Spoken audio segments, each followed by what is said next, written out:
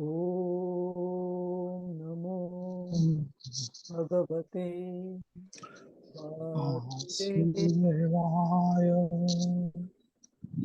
ओम नमो भगवते भगवते वासुदेवाय। वासुदेवाय।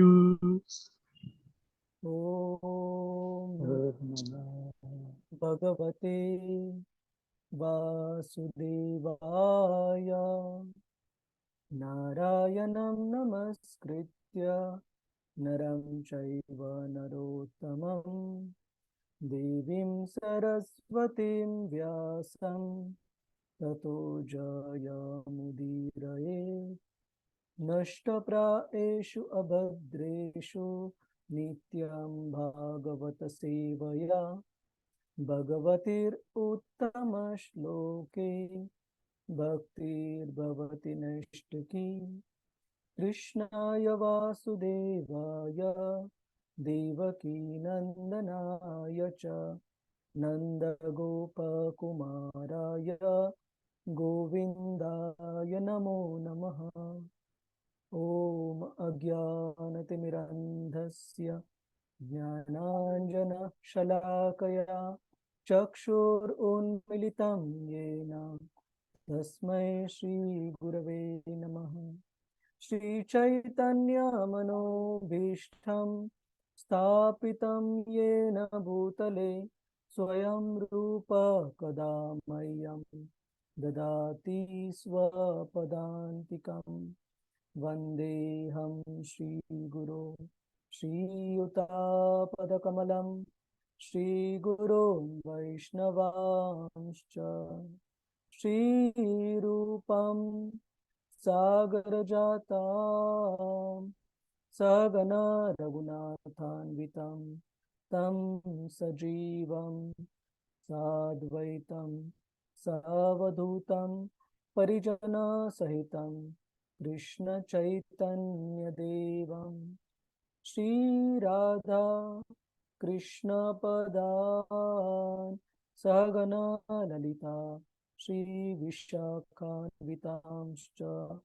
हे कृष्णा करुणा सिन्धु दीनबन्धु जगत्पते गोपेश गोपिका कान्त श्रीराधाकान्त नमोऽस्तुते।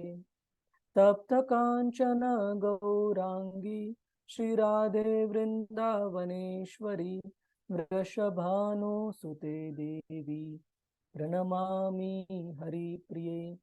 वंश कल्पतरुभ्यश्च कृपा सिन्धुभ्य एव च पतितानां पावनेभ्यो वैष्णवेभ्यो नमो नमः। नमः ॐ विष्णुपदाय कृष्णप्रेष्ठाय भूतले श्रीमते भक्तिवेदान्त स्वामिन् इति नामिने। नमस्ते सरस्वते देवे गौरवाणी प्रचारिणे निर्विशेष शून्यवादी पाश्चात्य देशतारिणे। जय श्री कृष्ण चैतन्य प्रभु नित्यानंद श्री अद्वैत गदाधर श्रीवास आदि गौर भक्त वृंद। हरे कृष्ण कृष्ण कृष्ण हरे हरे, हरे राम राम राम हरे हरे। हरे कृष्ण। आपल्या सगळ्यांचं स्वागत आहे आजच्या श्रीमद भागवतम चर्चा सत्रामध्ये। मी मागच्या आठवड्यापासून भारतात आहे आणि आता स्वतःच्या घरी आहे ते पुण्याला, तर थोडासा नेटवर्कचा थोडासा इश्यू आहे इथे, तर माफ करा त्याच्यासाठी।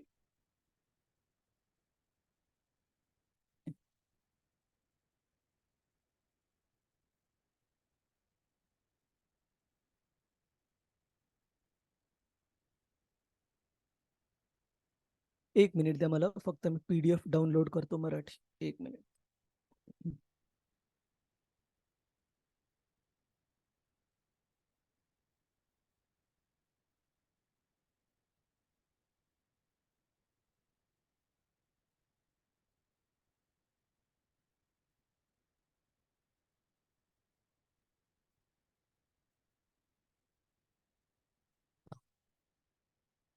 तर आजच्या चर्चासत्राची सुरुवात करण्या अगोदर आज खूप महत्वाचा दिवस आहे, विशेष दिवस आहे.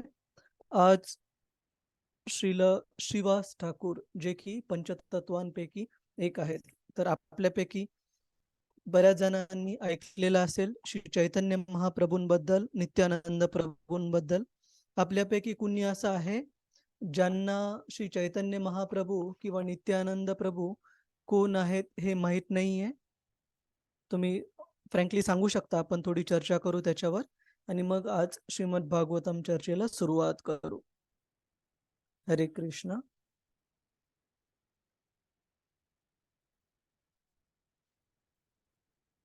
आपल्यापैकी सर्वांना माहिती आहे श्री चैतन्य महाप्रभू कोण आहेत?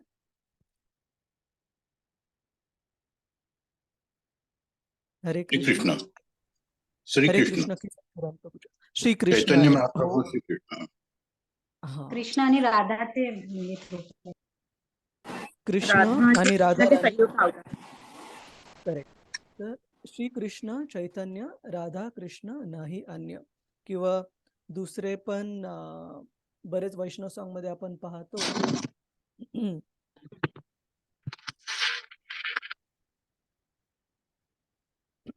श्री जगन्नाथ किंवा श्री कृष्ण हे श्री चैतन्य महाप्रभूंपेक्षा नॉन डिफरंट आहेत.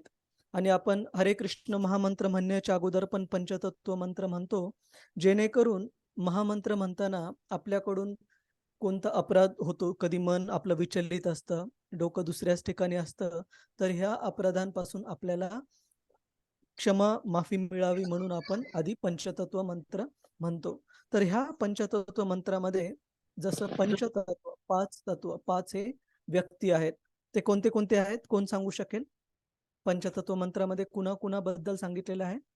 पाच व्यक्तींबद्दल. ठीक आहे. तर इथे चॅट मध्ये काही जणांनी लिहिलं आहे की मला माहित नाही, मी पहिल्यांदाच भागवत ऐकत आहे. काही हरकत नाही. तर बेसिकली श्रीमद भागवतम मध्ये आणि ह्या अध्यायामध्ये पण पुढे आपण पाहू की भगवंतांचे 10 जे मुख्य अवतार आहेत त्यांचं वर्णन दिलेलं आहे. आणि श्रीमद भागवतम मध्येच 11व्या अध्यायामध्ये लिहिलेलं आहे की 11व्या नाही 12व्या अध्यायामध्ये की कलोर दोषो निधे राजन अस्ति एकन महान गुणान कीर्तनात एव कृष्णस्य मुक्त संग परम व्रजेत. की शुकदेव गोस्वामी परीक्षित महाराजांना सांगतात की हे महाराज परीक्षित, कलियुग जे आहे ते कलेर दोष म्हणजे दोषांचं निधी म्हणजे सागर. एक दोष नाही किंवा दोन दोष नाही, दोषांचा हा सागर आहे. पण एक महत्वाचा गुण आहे कलियुगामध्ये, तो कोणता आहे? कीर्तनात एव कृष्णस्य, केवळ आणि केवळ भगवंतांच्या हरे कृष्ण महामंत्राच्या कीर्तनाने मनुष्य टॉप मोस्ट म्हणजे सर्वश्रेष्ठ गती प्राप्त करू शकतो. कीर्तनात एव कृष्णस्य मुक्त संग परम व्रजेत. परम व्रजेत म्हणजे सर्वोत्तम जी गती आहे ती प्राप्त करू शकतो, व्रजधामाला प्राप्त करू शकतो मनुष्य. आणि त्याच 12व्या स्कंदामध्ये सांगितलेलं आहे की कृष्ण वर्णम त्विषा कृष्णम सांगो पांगार्थ पार्षदम यज्ञै संकीर्तन प्रायैर यजंती सुमेधसा. कृष्ण वर्णम त्विषा कृष्णम, की भगवंत कृष्ण ह्या कलियुगामध्ये अकृष्ण म्हणजे कृष्ण हे श्याम वर्ण, जनरली श्यामसुंदर वर्णामध्ये येतात, पण अकृष्ण म्हणजे श्यामसुंदर वर्ण न घेता ते गोल्डन कॉम्प्लेक्शन म्हणजे सुवर्ण वर्णामध्ये या कलियुगाच्या सुरुवातीला येतील. कशासाठी येतील? आपल्या पार्षदांसोबत येतील, कलियुगातल्या लोकांच्या उद्धारासाठी. कृष्ण वर्णम तुषा कृष्णम सांगो पांगार्थ पार्षदम यज्ञ संकीर्तन प्रायेर. संकीर्तन यज्ञ शिकवण्यासाठी येतील. हरे कृष्ण महामंत्राचा जो महामंत्र आहे तो या कलियुगातल्या पतित लोकांना देण्यासाठी येतील आणि स्वतःच्या उदाहरणाने शिकवतील की हरे कृष्ण महामंत्राचा जप किंवा कीर्तन कशा प्रकारे करायला पाहिजे. म्हणजे भगवंत कृष्ण हे स्वतःच्या एका भक्ताच्या रूपात येतील हे दाखवण्यासाठी की भक्ती आपण कसं पालन करायला पाहिजे कलियुगामध्ये. आणि असं सांगितलंय की जसं काही काही जे एज्युकेशनल इन्स्टिट्यूट जर तुम्ही पाहिलं, NIT असू, एपटेक असू, त्यांचे काही काही जे कोर्सेस असतात ते 1.5-2 वर्षांचे असतात. पण ते 2 वर्षाचा कोर्स पण तुम्ही 4 ते 5 महिन्यात पूर्ण करू शकता, जर तुम्ही क्रॅश कोर्स केला तर. म्हणजे आठवड्यातून 1 तास जाण्याच्या ऐवजी आपल्याला मे बी दिवसातले 5 ते 6 तास कमिट करावे लागतील आणि असं करून 2 वर्षाचा कोर्स 4 महिन्यात पण पूर्ण करता येतो. इंटेन्स कोर्स असतो तो. तसंच कलियुगामधला जन्म पण शास्त्रामध्ये सांगितलाय हा इंटेन्सिव्ह कोर्स सारखा आहे, की जी सिद्धी, जी परमगती आधीच्या युगांमध्ये, मग ते सत्ययुग असू, त्रेतायुग असू किंवा द्वापारयुग असू, खूप खूप सारे वर्ष तपस्या केल्याने, भगवंतांच्या वेगवेगळ्या प्रकारे त्यांना भजण्याचे जे उपाय आहेत, यज्ञाच्या माध्यमातून, ध्यान करण्याच्या माध्यमातून किंवा अर्च विग्रहांची पूजा करण्याच्या माध्यमातून जी सिद्धी प्राप्त होती सर्वश्रेष्ठ, तोच क्रॅश कोर्स कलियुगामध्ये छोट्या कालावधीमध्ये आपल्याला करणं शक्य आहे, जे की मॅक्सिमम 70, 80, 100 वर्ष, आजकाल 100 वर्ष पण कोणी जास्त जगत नाही. तर चैतन्य महाप्रभू हे एका भक्ताच्या रूपामध्ये कलियुगातल्या लोकांना दाखवण्यासाठी अवतरले ह्या कलियुगाच्या सुरुवातीला, की कलियुग कुणाला माहिती आहे किती वर्ष झालं कलियुग सुरू झालेलं आहे आणि किती वर्ष बाकी आहे? 5117 5 5117 वर्ष झाली. 117. ओके. तर मी तुम्हाला एक्झॅक्ट ओके 5117. तर 117 बाजूला ठेवा. 5000 आणि थोडे जास्त त्याच्याहून, पण अराउंड 5000 वर्ष झालेले आहेत. आणि त्या कलियुगाच्या सुरुवातीला स्पेसिफिकली 1486 मध्ये, 1486 ते आता 2023 सुरू आहे. म्हणजे तुम्ही कॅल्क्युलेट करू शकता, 14 प्लस 23 अराउंड 537 वर्षांपूर्वी श्री चैतन्य महाप्रभू ह्या जगामध्ये अवतरले. आणि ह्या कलियुगाची जी पूर्ण ड्युरेशन आहे, पूर्ण लांबी आहे, ती किती आहे? किती काळ आहे पूर्ण कलियुगाचा काळ? 4,32,000. 4,32,000 वर्ष. म्हणजे 4,32,000 वर्षांमधले फक्त 5,000 आणि काही शेकडो वर्ष संपलेले आहेत. अजून आपल्याला 4,27,000 वर्ष पाहायचे. आणि आता 5,000 वर्षांमध्ये जितकं डिग्रेडेशन झालंय, आपण इमॅजिन करू शकतो की कलियुगाच्या शेवटीपर्यंत काय स्थिती होईल. तर कलियुगातल्या ह्या लोकांचं लवकरात लवकर होणारं अधःपतन पाहून भगवंत कृष्ण स्वतः त्यांच्या भक्त रूपामध्ये अवतरले ह्या कलियुगाच्या शेवटी, हरे कृष्ण महामंत्र देण्यासाठी आणि आपल्याला हा क्रॅश कोर्स देण्यासाठी, की जे पण परफेक्शन, जी पण परमगती आपण जीवनामध्ये प्राप्त करू शकायचो कलियुगाच्या अगोदर, द्वापार युगामध्ये. द्वापार युग हे किती किती पट आहे, आयुष्य किती पट आहे कलियुगाच्या द्वापार युगामध्ये? दुप्पट. हा, तर दुप्पट. द्वापार युगाचा जो काळ आहे तो दुप्पट आहे. 4,32,000 गुणिले 2 म्हणजे 8,64,000 वर्षांचं द्वापार युग आहे. पण त्याच्यामध्ये जो मनुष्य जीवनाचा जो काळ आहे तो 10 पट आहे. म्हणजे आपल्या कलियुगामध्ये जवळपास जर 100 वर्षे मॅक्सिमम आयुष्य असेल, काही लोक तुम्हाला दिसतील 100 पेक्षा जास्त जगणारे, पण ते अपवाद आहेत. बरेचसे तर 100 पण गाठू शकत नाहीत. जर तुम्ही पाश्चात्य देशात राहत असाल, आता क्वीन एलिझाबेथ नाही राहिल्या, पण त्या ज्यावेळेस होत्या, इंग्लंडमध्ये जर कोणी 100 वर्षापेक्षा जास्त जगलं तर त्याला क्वीन म्हणजे इंग्लंडच्या राणीकडून सर्टिफिकेट मिळायचं 100 वर्ष पूर्ण केल्याबद्दल. म्हणजे खूप विशेष अचिव्हमेंट मानल्या जाते, कारण 100 वर्ष पण 1000 वर्ष हा नॉर्मल जीवनकाळ असायचा लोकांचा. आणि त्याच्या आधीच्या युगामध्ये म्हणजे त्रेतायुगामध्ये त्याच्यापेक्षा 10 पट म्हणजे 10,000 वर्ष भगवंत श्रीरामचंद्रांच्या अ, काळामध्ये 10,000 वर्ष हा मनुष्याचा जीवनकाळ असायचा. आणि त्याच्या अगोदर म्हणजे सत्ययुगामध्ये त्याच्यापेक्षा 10 पट अजून जास्त म्हणजे 1,00,000 वर्ष हा जीवनकाळ असायचा. तर वेगवेगळे युगधर्म सांगितलेत ह्या वेगवेगळ्या युगांसाठी.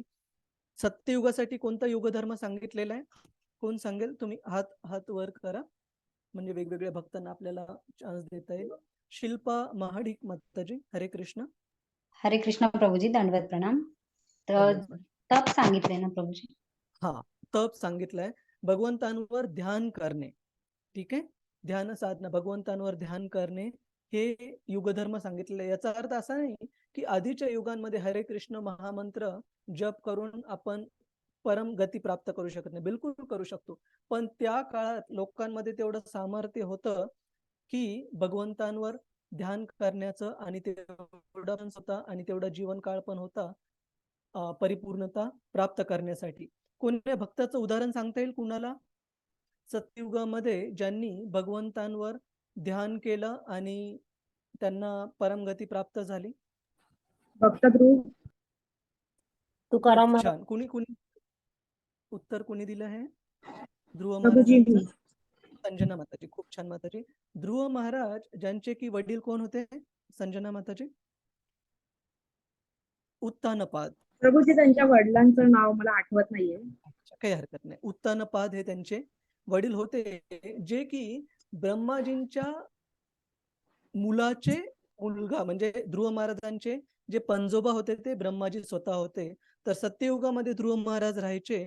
तर त्यावेळेस आपण बघतो की लोकांची तेवढी क्षमता होती, तेवढा काळ भगवंतांवर ध्यान करण्याची तेवढा पेशन्स होता आणि तेवढा जीवन काळ पण होता. त्यानंतर त्रेतायुगामध्ये कोणता युगधर्म होता? कोण सांगू शकेल? यज्ञ करणे. हा, खूप छान. त्रेतायुग म्हणजे भगवंत रामचंद्र ज्यावेळेस अवतरले. सत्ययुगामध्ये भगवंतांचा कोणता अवतार झाला? अवतरले कोणत्या मत्स्य अवतारामध्ये? कुर्म वराह वराह. वराह आणि नरसिंह. हा, मत्स्य वराह कुर्म अवतार वराह. आणि नरसिंह अवतार. स्पेसिफिकली जो की जास्तीत जास्त लोकांना माहिती आहे तो आहे नरसिंह अवतार. तर असं सांगितलेलं आहे की ह्या 10 अवतारांमध्ये जे आपण ह्या 3ऱ्या अध्यायामध्ये शिकणार आहोत, दशावतार, त्यांच्यापैकी 3 हे सर्वात महत्वाचे आहेत. त्यांच्यापैकी एक आहे नरसिंह अवतार, दुसरा आहे प्रभू रामचंद्र आणि तिसरा आहे जे की अवतार नाही पण अवतारी आहेत, भगवंत श्री कृष्ण. आणि तुम्ही म्हणाल श्री चैतन्य महाप्रभू. श्री चैतन्य महाप्रभूंचा तर खूप खूप महत्वाचा आहेच, कारण ते कलियुगातल्या लोकांच्या, पतित लोकांच्या उद्धारासाठी आहेत.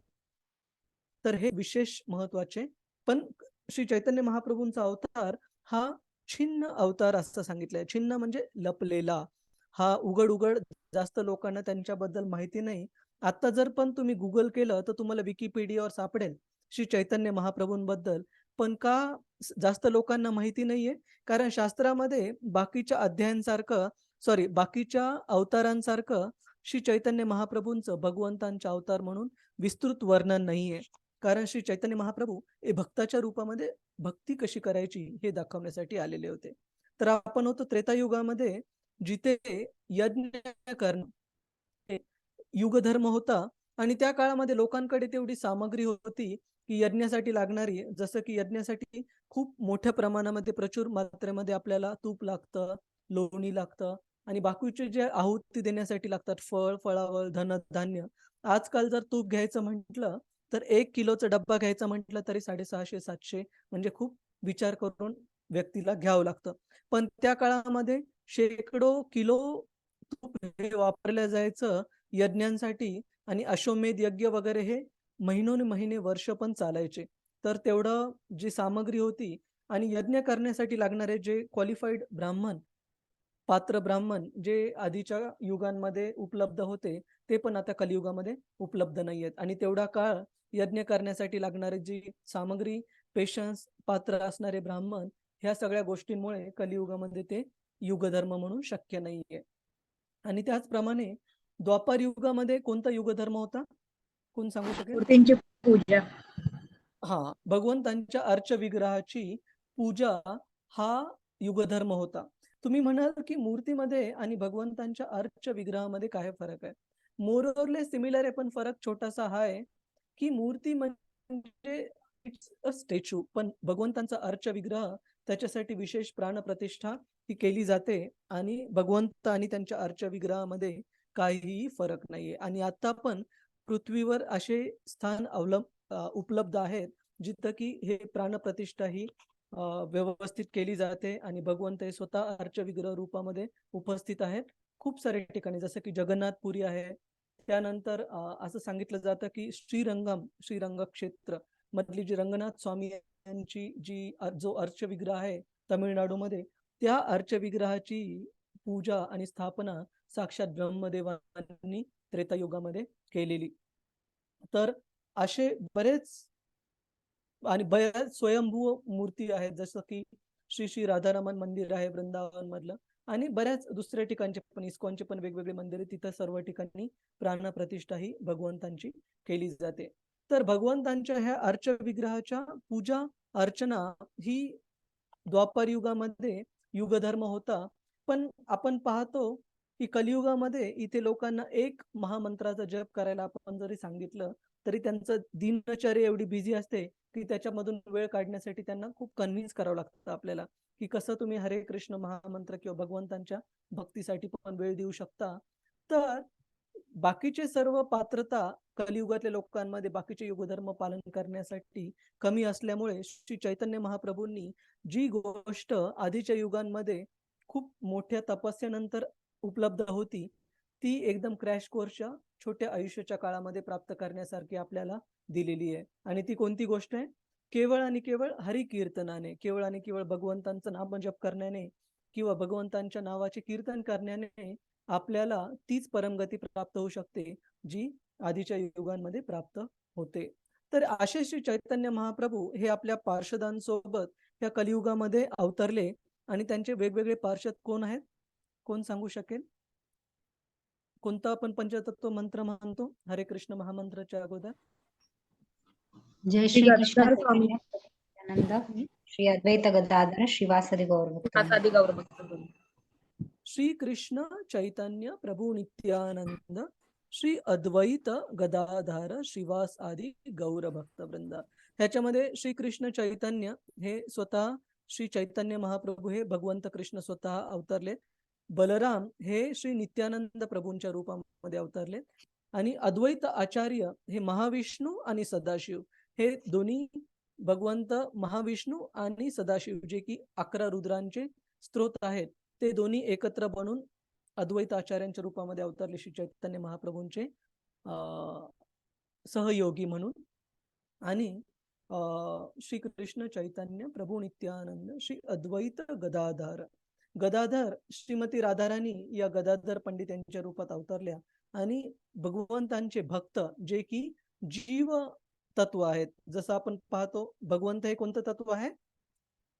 विष्णू तत्व. भगवंत किंवा भगवंतांचे वेगवेगळे अवतार जसं महाविष्णू, गर्भोदक्षाय विष्णू, शिरोदक्षाय विष्णू किंवा वराह अवतार, नरसिंह अवतार, प्रभू रामचंद्र हे सर्व विष्णू तत्व आहेत.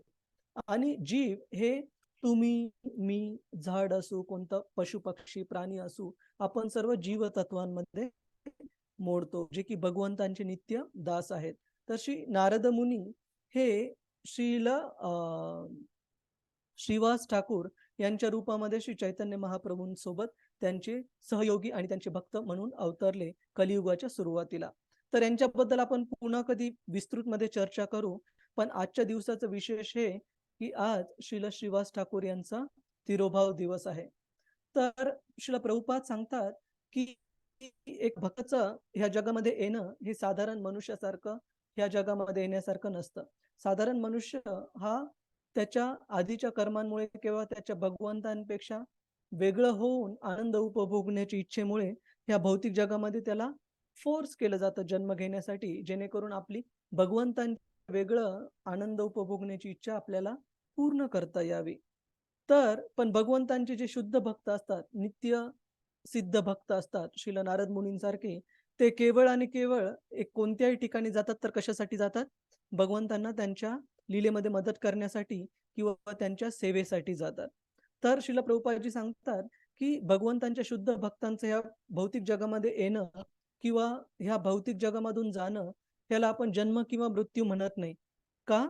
कारण असे जे भगवंतांचे नित्य सिद्ध भक्त आहेत ते आत्ता पण कोणत्या ना कोणत्या ब्रह्मांडामध्ये भगवंतांची सेवा करण्यामध्ये किंवा भगवंतांच्या इच्छेला त्यांची जी मिशन आहे ती पूर्ण करण्यामध्ये व्यस्त असतात. त्याच्यामुळे प्रभुपाद उपमा देतात की it is just like the rising and setting of a sun. आपण कधी म्हणतो का की भारतातून इथून सूर्य संपला, आपल्याकडे सूर्य मावळला की कुठेतरी दुसरीकडे, से फॉर एक्झाम्पल आपल्या पाठीमागे काय आहे? युरोप. तर आपल्याकडे सूर्य दुपार असते त्यावेळेस युरोपमध्ये सूर्य हा उगवत असतो, किंवा आपल्याकडे ज्यावेळेस संध्याकाळ होत असते त्यावेळेस आता US मध्ये सूर्य हा उगवत असेल. तर त्याचप्रमाणे भक्त ज्यावेळेस एका ब्रह्मांडातून आपले सेवा संपवतात आणि भगवंतांसाठी आपलं जीवन अर्पित करतात त्यावेळेस ते दुसऱ्या कोणत्या तरी ब्रह्मांडामध्ये भगवंतांच्या इच्छेनुसार सेवेसाठी तत्पर असतात. तर आज श्रीवास ठाकूर यांचा तिरोभाव दिवस आहे, जे की श्रील नारद मुनी हे श्री चैतन्य महाप्रभूंच्या लीलेमध्ये ह्या कलियुगामध्ये कलियुगाच्या सुरुवातीला अवतरले होते. तर असं सांगितलं की ह्या आविर्भावाच्या दिवशी किंवा तिरोभावाच्या दिवशी या वैष्णवांचं स्मरण केल्याने आपलं हृदय शुद्ध होतं आणि आज विशेष दिन असतो की जेणेकरून आपल्याला आध्यात्मिक आपल्या इच्छा किंवा आध्यात्मिक आपली जी एस्पिरेशनला आपण मराठीत काय म्हणतो? हरे कृष्ण.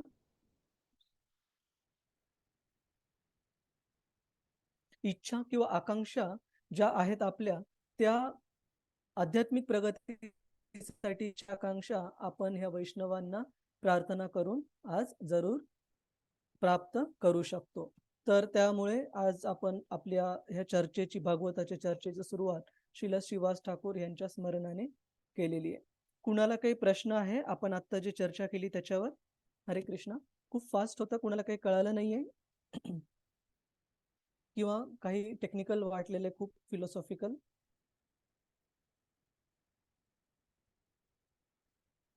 हरे कृष्ण. ठीक आहे, आपण आजच्या श्रीमद भागवतमच्या चर्चेची सुरुवात करू. तर आपण पहिल्या 2 अध्यायामध्ये पाहिलं श्रीमद भागवतम स्कंद 1च्या की पहिल्या अध्यायामध्ये जे नैमिषारण्यामधले ऋषीगण आहेत ते श्रील सूत गोस्वामींना 6 वेगवेगळे प्रश्न विचारत आहेत आणि त्यापैकी सर्वात महत्त्वाचे पहिले 2 प्रश्न आहेत. ते 2 प्रश्न कोणी सांगू शकेल? कोणते 2 प्रश्न आपण चर्चा केलेली मागच्या काही आठवड्यांमध्ये?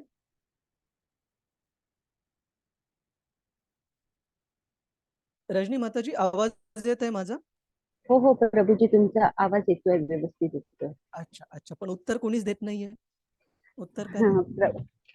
प्रभूजी पहले सॉरी म्हणजे जनसाधारण के लिए कल्याणचा मार्ग काय आहे हा प्रश्न होता आणि दुसरं समस्त शास्त्राचं सार काय आहे.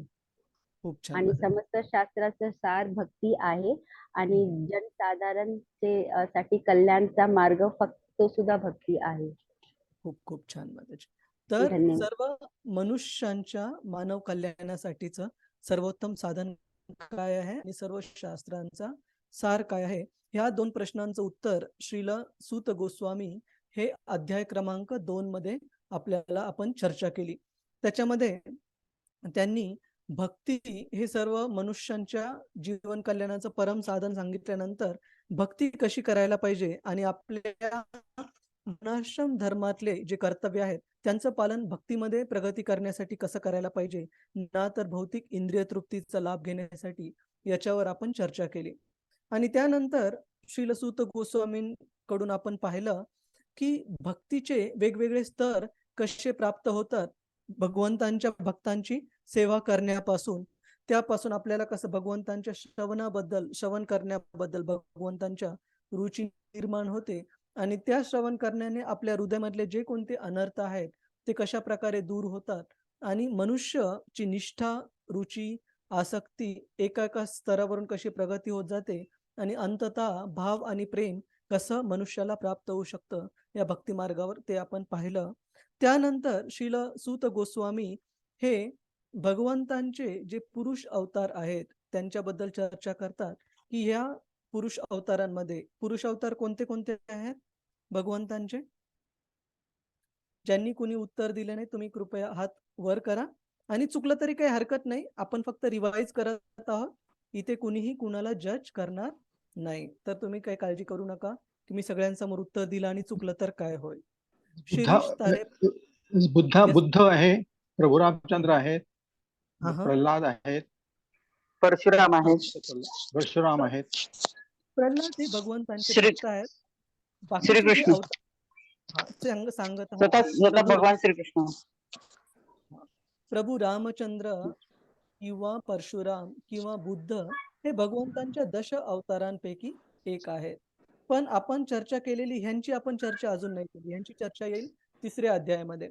पण खूप संक्षिप्तरित्या श्रील सूत गोस्वामींनी 2ऱ्या अध्यायाच्या शेवटी 3 पुरुष अवतार सांगितले. रजनी माताजी, हरे कृष्ण. हरे कृष्णा प्रभु जी, दंडवत प्रणाम। प्रभु जी, पुरुष अवतार तो तीन ही है ना, करुणादय विष्णु और गर्भोदय विष्णु और क्षीरोदय विष्णु। हा, कर्णोदक्षय विष्णू हा, की ज्यांना आपण महाविष्णू म्हणतो. आणि इथे चॅटवर पण एक माताजींनी, कदंबरी माताजींनी सांगितले शिरोदक्षय विष्णू. हो, शिरोदक्षय, गर्भोदक्षय विष्णू आणि शिरोदक्षय विष्णू हे तीन विष्णू आहेत. महाविष्णू ज्यांना कर्णोदक्षय विष्णू पण म्हटलं जातं, दुसरे आहेत गर्भोदक्षय विष्णू आणि क्षीरोदक्षय विष्णू. तर यांच्याबद्दल पण आपण आज करुणोदक्ष कर्णोदक्षाई विष्णू किंवा त्यांना हा. महाविष्णू पण म्हटलं मान- जातं. तर नंतर सूत गोस्वामी कन्क्लूड करतात दुसरा अध्याय की या सर्व विष्णू तत्वांमध्ये, या सर्व भगवंतांच्या हरे अवतारामध्ये कृष्ण प्रभुजी, हरे कृष्णा. यस प्रभू. मला ते कर्णोदक्षाही आहे की कारणोदक्षाही आहे? कारण तुम्ही सर्व त्याला जीवांचे कारण असणारी कारणोदक्षाही असं आहे की कर्णोदक्षाही आहे? त्याला प्रभूजी, म्हणजे मी तेवढा व्याकरणामध्ये परफेक्ट नाहीये, पण ओके, KARANO हा कर्णोदक्षाय. ते इंग्लिश मध्ये आहे बरोबर. हा, मराठीमध्ये मी तुम्हाला बघून सांगेल प्रभूजी. शिल्पा ओके. महाडिक हरे माताजी. कारण हरे महासागरामध्ये कृष्ण आहे ना प्रभुजी। प्रभूजी? हरे हा कृष्ण. हा, तेच मला पण सांगायचं होतं. कारण महासागरामध्ये कारण समुद्रामध्ये जे महाविष्णू असतात ते कारणोदक्षाय विष्णू आहे ना प्रभुजी? कारणोदक्षय. हा, ठीक आहे. तर प्रभूजी, कारणोदक्षय विष्णू. ओके, हरे कृष्ण. हरे कृष्ण. तर ह्या सर्व विष्णू तत्वांमध्ये श्रील सूत गोस्वामी सांगतात की भगवंत कृष्णांची जी जी भक्ती आहे ती कशी सर्वात श्रेष्ठ आहे. कशामुळे सर्वात श्रेष्ठ आहे याचा अर्थ असा नाही की बाकीच्या विष्णू तत्वांची जी जी भक्ती आहेत किंवा जे भक्त आहेत त्यांना आपण स्वीकारत नाही, बिलकुल स्वीकारतो. पण भगवंत श्रीकृष्णांचं जे रूप आहे आणि सर्व अवतारांचं जे स्त्रोत आहे ते या तिसऱ्या अध्यायामध्ये पण याचं वर्णन आहे, जिथे सगळ्या जे प्रमुख अवतारांची चर्चा केल्यानंतर श्रील सूत गोस्वामी सांगतात एते च अंश कला पुंसाम, की हे जे सर्व अवतार मी आता सांगितलेले आहेत, शुकदेव गोस्वामी सांगतात, सॉरी नॉट सूत गोस्वामी, परीक्षित महाराजांना हे ज्या प्रमुख अवतारांबद्दल मी सांगितलेलं आहे हे सर्व कला पुंसाम. कला म्हणजे भगवंतांचे वेगवेगळे कला आहेत, वेगवेगळे अंश. जसं आपण चंद्राच्या कला पाहतो, पौर्णिमेच्या दिवशी चंद्र मोठा असतो, नंतर तो छोटा छोटा होत जातो, त्याला आपण कला म्हणतो. तर हे सगळे जे वेगवेगळे विष्णू तत्व आणि वेगवेगळे अवतार आहेत ते भगवंत श्री कृष्णांच्या वेगवेगळ्या कला रूप आहेत आणि भगवंत कृष्ण हे सर्व अवतारांचे स्त्रोत आहेत. एते च अंश कला पुंसाम कृष्णस्तु भगवान स्वयं. ह्या साऱ्या अवतारांचे जे स्त्रोत आहेत ते भगवंत कृष्ण आहेत. इथून आपण आजच्या अध्यायाला सुरुवात करू. तर कृपया तुम्ही हा श्लोक म्हणण्याचा प्रयत्न करा. सूत उवाच सूत उवाच जगृहे पौरुषं रूपं जगृहे पौरुषं भगवान् महदादिभिः भगवान महदादिभिः सम्भूतं षोडशकल सम्भूतं षोडश षोडशकल्पमौतौ लोकसिसृक्षया लोकसी लोकसिसृक्षया. आपल्यापैकी कुणाला श्रील प्रभुपादांचा अनुवाद वाचायला आवडेल? हरे कृष्ण. संजना माताजी. हरे कृष्ण.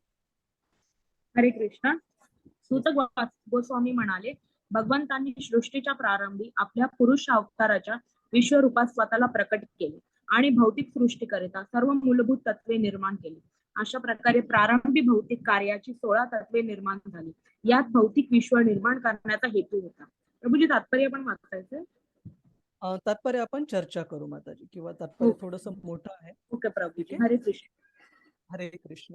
तर भगवंतांचे जे लीला अवतार आहेत, जे की दशावतार आपल्याला माहिती आहे, तुम्ही तुमच्यापैकी बऱ्याच जणांनी सांगितलं, परशुराम असो, प्रभू रामचंद्र असो, बुद्ध अवतार असो किंवा भगवंतांचे अवतार असो, हे वेगवेगळे जे लीला अवतार आहेत त्यांची चर्चा करण्याच्या अगोदर सूत गोस्वामी तिसऱ्या अध्यायामध्ये भगवंतांचे जे पुरुष अवतार आहेत त्यांच्याबद्दल थोडं विस्तृतरित्या सांगतात. आणि विस्तृतरित्या सांगितलेलं पण हे पूर्ण विस्तृतरित्या नाहीये. दुसऱ्या आणि तिसऱ्या स्कंदामध्ये अजून ह्यांच्या जे क्रिएशन आहे, भगवंतांचं जे निर्माण आहे भौतिक सृष्टीचं, त्याच्यावर बरंच विस्तृत वर्णन दिलेलं आहे. इथे पण संक्षिप्तरित्या श्रील सूत गोस्वामी सांगत आहेत. तर इथे सांगितलंय की भगवंतांनी सृष्टीच्या प्रारंभी आपल्या पुरुष अवताराच्या रूपामध्ये म्हणजे महाविष्णू किंवा कारणोदक्षाय विष्णूच्या रूपामध्ये स्वतःला प्रकट केले आणि भौतिक सृष्टीची निर्माण केली, भौतिक सृष्टीसाठी लागणारी मूलभूत तत्वे निर्माण केली ना. आता इथे तुम्हाला थोडं कन्फ्युजन होऊ शकतं. इथे भौतिक तत्वे किती सांगितलेली आहेत? 16 सांगितली, 16 षोडश. पण तुम्ही जर भगवद्गीता पाहिली 7वा अध्याय जर पाहिला तर आपल्याला 7व्या अध्यायामध्ये किती तत्व सांगितली आहेत मटेरियल एलिमेंट्स क्रिएशन साठी? हरे कृष्ण. प्रभुजी 24 तत्वे 24 सांगितलेली आहेत. तर तुम्ही म्हणाल की प्रभूजी फरक काय आहे? तर फरक याच्यासाठी आहे की ज्या प्रकारे त्या भौतिक तत्वांचं विभाजन करण्यात आलेलं आहे ते विभाजनाची जी मेथड आहे, जी पद्धत आहे, त्याच्यामध्ये फरक आहे. पण उत्तर हे वेगवेगळं नाहीये. त्या 24 तत्वांमध्ये आपण बघतो की जे ग्रॉस सेन्सेसला मराठीत आपण काय म्हणतो, जे कर्मेंद्रिय आहेत आणि जे ज्ञानेंद्रिय आहेत ते सांगितले. त्याच्यानंतर इंद्रियाचे जे वेगवेगळे विषय आहेत ते सांगितलेले. आणि नंतर 3 मोड्स ऑफ मटेरियल नेचर, प्रकृतीचे 3 नियम आणि प्रधान, अशा प्रकारे आपण 24 तत्वांचं वर्णन आहे भगवद्गीतेमध्ये. आणि इथे 16 जे सांगितले ते आपल्या वेगवेगळ्या आचार्यांच्या टिप्पणीमधून आपण समजून घेतो की या 16 तत्वांमध्ये 5 जे आहेत ते ग्रॉस मटेरियल एलिमेंट्स म्हणजे पृथ्वी, जल, वायू, अग्नी, आकाश, हे 5 जे ग्रॉसला आपण मराठीत काय म्हणतो प्रभुजी माताजी? पंचमहाभूत. हे जे पंचमहाभूत आहेत ते, आणि आपले जे 11 इंद्रिय आहेत, 11 इंद्रिय कोणते कोणते? ज्ञानेंद्रिय आणि कर्मेंद्रिय हे 5 आहेत. आणि मन, जे की भगवद्गीता सांगते की तो पण एक सेपरेट वेगळा इंद्रिय म्हणून सांगितलेला आहे. तर अशा प्रकारे हे 16 तत्व सांगितलेत. तर आपल्यापैकी सर्वांना माहिती आहे की ज्ञानेंद्रिय कोणते आहेत आपले? ज्ञानेंद्रिय कोणते कोणते आहेत आपले? हरे कृष्ण. चुकलं तर चुकू द्या, काही हरकत नाही. कान, नाक, डोळे. हा, खूप छान मनीषा माताजी. कान, नाक, डोळे, अजून डोळे, त्वचा आणि जीभ.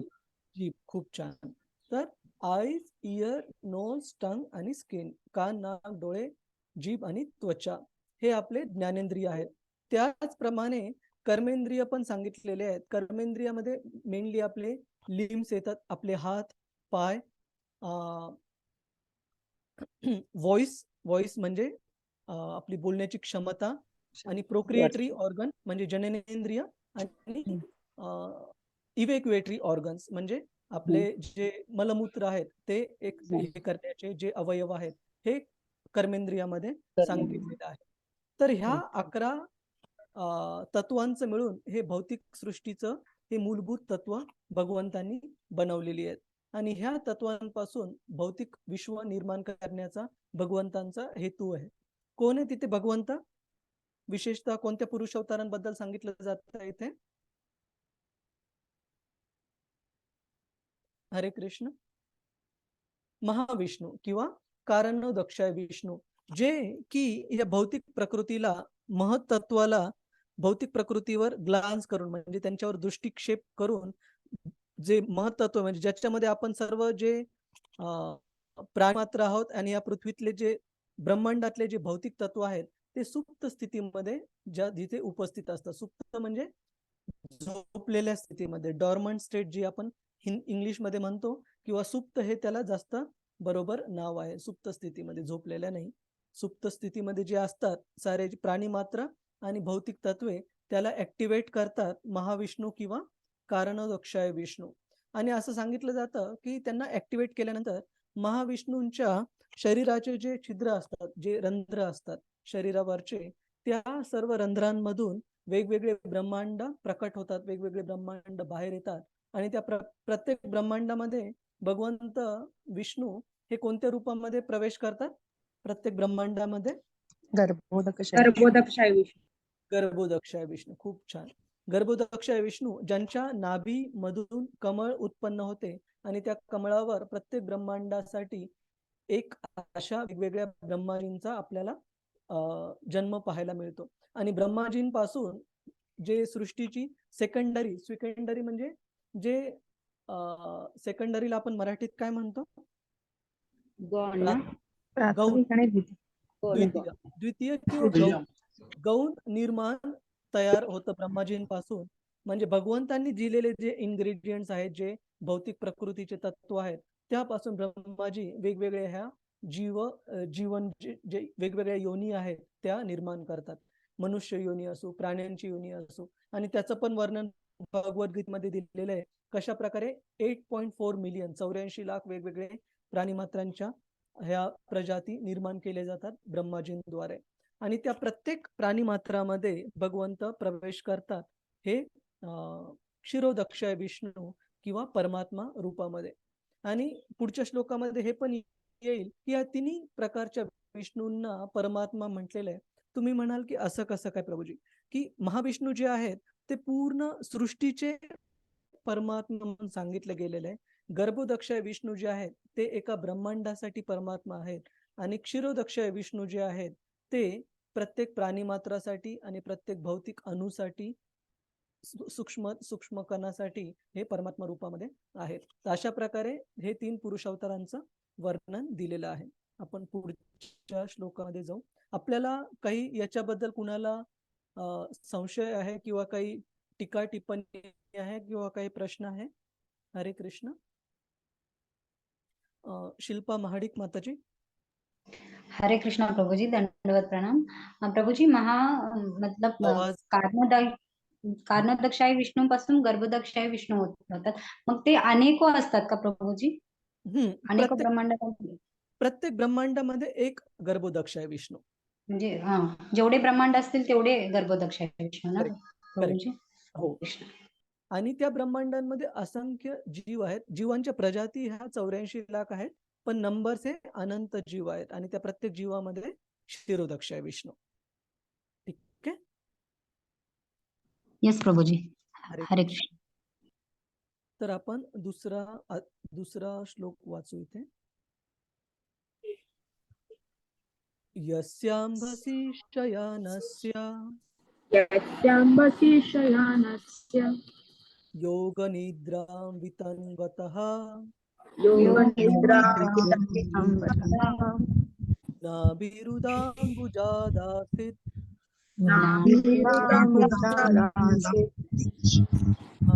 ब्रह्मस्तुजां पतिः.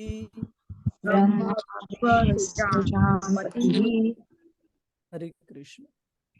आपल्यापैकी कुणाला अनुवाद वाचायला आवडेल? स्पेसिफिकली जे कुणी बोलले नाहीत आतापर्यंत? संजय पाटील प्रभूजी. हरे कृष्ण. तुम्ही अनम्यूट केलेला आता. संजय घुमे प्रभूजी. यस प्रभूजी.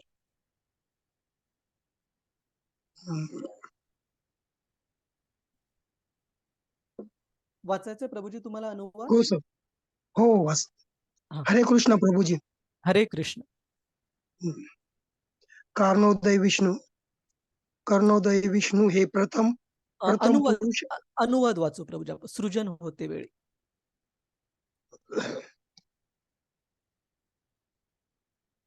सृजन होते वेळी गर्भोदयात योग निद्रेत पौडलेले पुरुषाच्या नाभी सरोवरापासून एक कमळनाळ अंकुरित झाले आणि त्या नाळेवरती कमळातून विश्वातील अखिल सृजनकर्त्याचे स्वामी ब्रह्मदेव प्रकट झाले. हरे कृष्ण प्रभूजी. धन्यवाद संजय प्रभूजी. तर इथे सांगितलंय की भगवंत ज्यावेळेस वेगवेगळे ब्रह्मांड निर्माण होतात महाविष्णूंच्या रंध्रांमधून शरीरावरच्या, त्यावेळेस त्या प्रत्येक ब्रह्मांडामध्ये गर्भोदक्षाय विष्णू प्रकट होतात. आणि प्रत्येक गर्भोदक्षाय विष्णूंच्या कमळ नाळेवरून त्यांच्या नाभीतून कमळ उत्पन्न होते आणि त्या कमळावर ब्रह्माजी हे प्रकट होतात. ज्यांना सृजनकर्त्यांचे स्वामी म्हटले. म्हणजे प्रत्येक ब्रह्मांडामध्ये फर्स्ट क्रिएटेड लिव्हिंग एंटिटी, सर्वात पहिले निर्माण झालेले जे जीव आहेत प्रत्येक ब्रह्मांडामध्ये, ते ब्रह्माजी आहेत.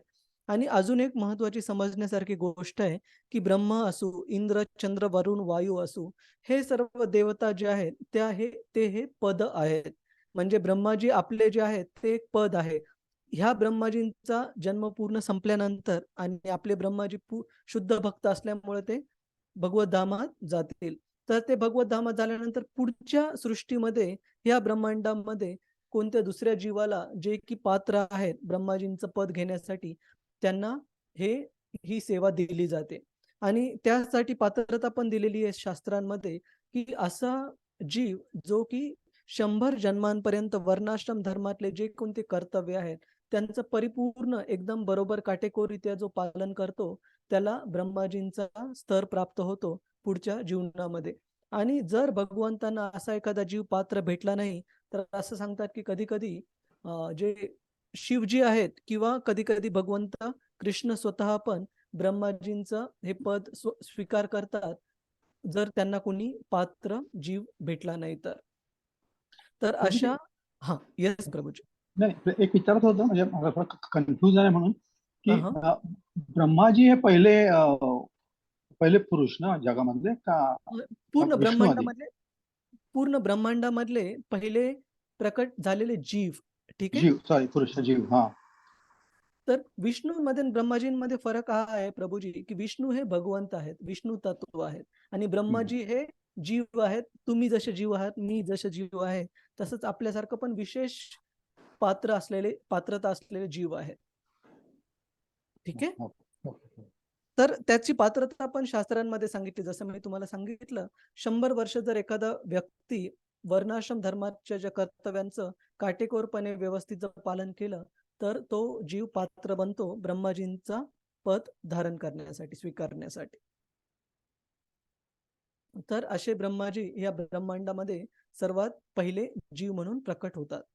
आणि त्याच्यामुळे त्यांना स्वयंभू पण म्हटलं जातं, कारण ते आपल्या भौतिक जगातले जसे ज्या प्रकारे जीव निर्माण होतात आई वडिलांच्या थ्रू, तसे निर्माण होत नाहीत, तर गर्भोदक्ष विष्णूंपासून लगेच प्रकट होतात पहिले जीव बनून.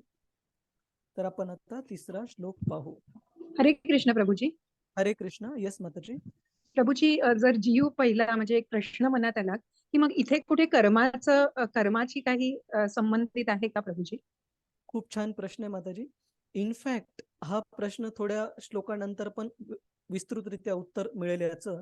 पण मेन जे कारण आहे हे भौतिक जगत भगवंतांना निर्माण करण्याचं, ते हे कारण आहे की आपल्या ज्या वेगवेगळ्या जीवांच्या ज्या भौतिक इच्छा आहेत भगवंतांपासून वेगळं होऊन आनंद उपभोग करण्याच्या, त्या इच्छेमुळं ह्या भौतिक जगाचं निर्माण होतं.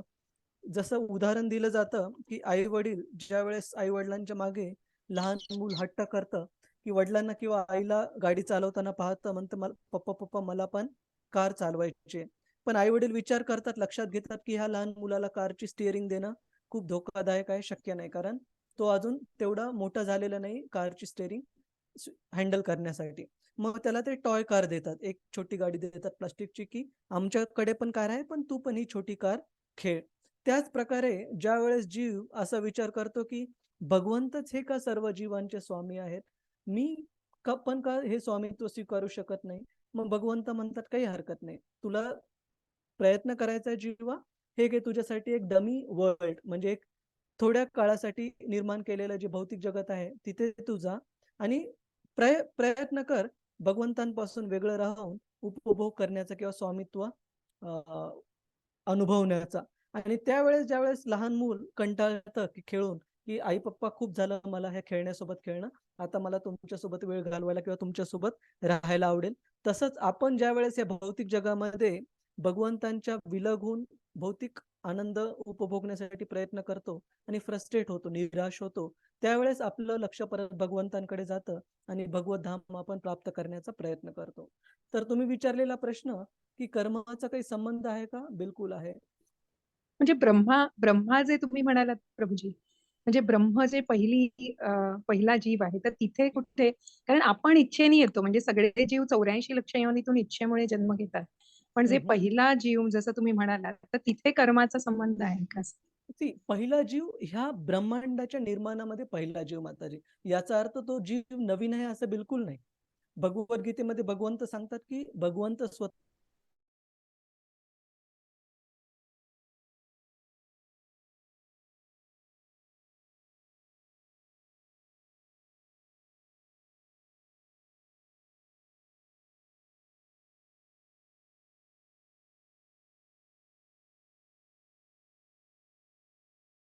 त्यांनी आधीच्या जन्मांमध्ये तेवढे शेकडो जन्म जे मी सांगितलेलं जे वर्णाश्रम आहे त्याचं व्यवस्थितपणे पालन केलेलं आहे, त्याच्यामुळे ते विशेष आहे. पण ब्रह्माजी पण त्यांचं पण कोणताही जीव ह्या भौतिक जगात आलेला आहे हा जर शुद्ध भक्त जर तुम्ही सोडलं तर भौतिक इच्छा घेऊनच जन्मलेला आहे. ओके, ठीक आहे माताजी. धन्यवाद प्रभूजी. हरे कृष्ण. हरे कृष्ण. शुद्ध भक्तांमध्ये पण वेगवेगळ्या प्रकारचे शुद्ध भक्त सांगितलेले, जे की काही नित्य सिद्ध भक्त आहे, जसं नारद मुनींचं उदाहरण मी सुरुवातीला दिलं. पण साधना सिद्ध पण भक्त आपण नेक्टर ऑफ डिवोशन भक्ती रसामृत सिंधू मध्ये हे दिलेलं आहे की साधना सिद्ध, कृपा सिद्ध आणि नित्य सिद्ध. तर नित्य सिद्ध हे भक्त असे आहे जे भगवंतांचे कधीच भौतिक इच्छा त्यांच्या हृदयामध्ये नाही आहेत, ते नेहमी भगवंतांची सेवा करण्यामध्ये रुची घेतात, आनंद घेतात, ते झाले नित्य सिद्ध भक्त. जे साधना सिद्ध भक्त आहेत ज्यांच्या हृदयामध्ये कल्मश आहेत, अनर्थ आहेत, पण भक्ती साधनेच्या मार्गाने ते स्वतःचं हृदय स्वच्छ करत आहेत आणि भगवत धामात जाण्यासाठी स्वतःला तयार करत आहेत, ते झाले साधना सिद्ध. आणि कृपा सिद्ध हे अशी की त्यांना भगवंत किंवा भगवंतांचे जे शुद्ध भक्त आहेत यांची विशेष कृपा प्रदान झालेली आणि त्याच्यामुळे त्यांचं लवकर हे ह्या अनर्थांपासून मुक्ती होऊन त्यांना भगवत धाम प्राप्त झालेलं आहे. जसं आपण पाहतो कधी कधी ज्या FMCG कंपन्या असतात, जसं हिंदुस्तान युनिलिव्हर समजा, की ज्या काही ऑफर देतात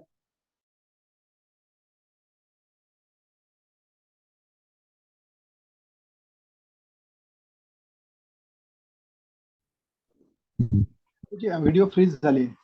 हरे कृष्णा प्रभूजी. आप अपना प्रभूजी तुम्ही याच्यामध्ये म्हणजे व्हिडिओ मध्ये येऊ नका, कारण तुमचा आवाज येत नाहीये ना. व्हिडिओ ऑफ करा, कदाचित नेटवर्क प्रॉब्लेम आहे. आवाज येत आहे माताजी व्यवस्थित? आता व्यवस्थित येस येतोय. प्रभूजी, आता येतोय. सॉरी. तर ज्या प्रकारे प्रत्येक तो सहज सॅशे घेणारे व्यक्ती एक्सपेक्ट नाही करू शकत की त्यांना सिल्वर कॉइन मिळेल, त्याच प्रकारे कृपासिद्ध हे असे काही काही भक्त आहेत की ज्यांना भगवंतांच्या किंवा शुद्ध भक्तांच्या कृपेने लवकर त्यांच्या जीवनामध्ये परिपूर्णता प्राप्त झाली. जसं की कोणी उदाहरण देऊ शकेल एखाद्या कृपासिद्ध भक्ताचं?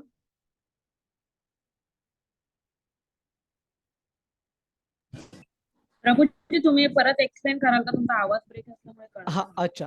3 प्रकारचे भक्त आपण चर्चा केली, जे नित्य सिद्ध आहेत, जे की नेहमी भगवंतांच्या सेवेमध्ये संलग्न असतात, जे की भौतिक जगात जरी आले तरी ते भगवंतांच्या सेवेसाठीच येतात, भौतिक इच्छेमुळे येत नाहीत, त्यांना म्हणतात नित्य सिद्ध भक्त.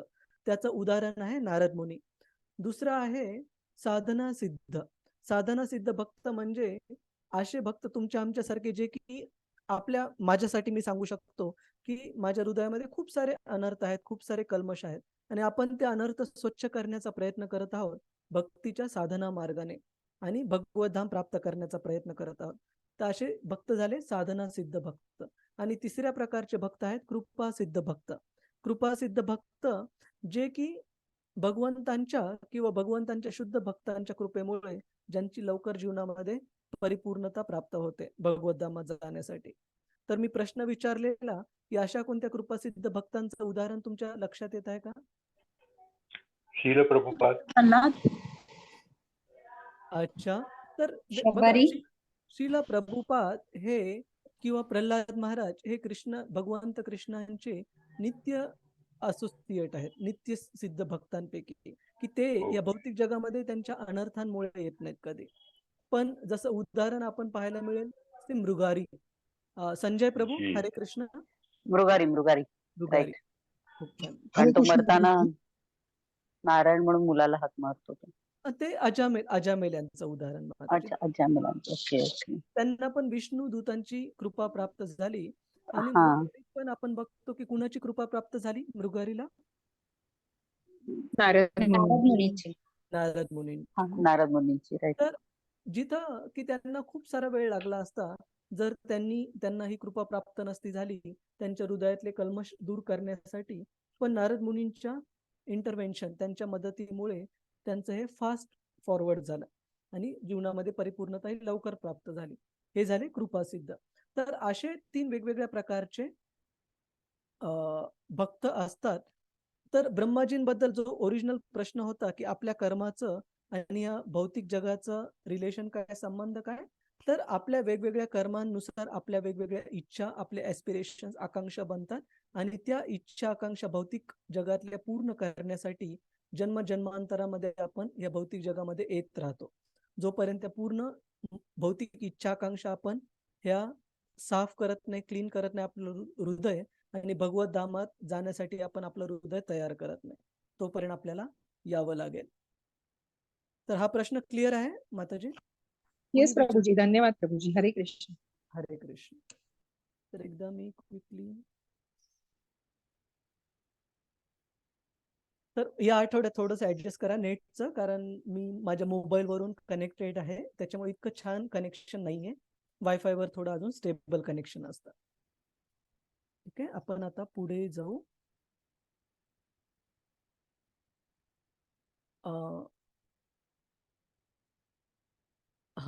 हा श्लोक, तिसरा श्लोक आपण म्हणू सोबत. फॉलो करायचा प्रयत्न करा. यस्यावयवसंस्थाने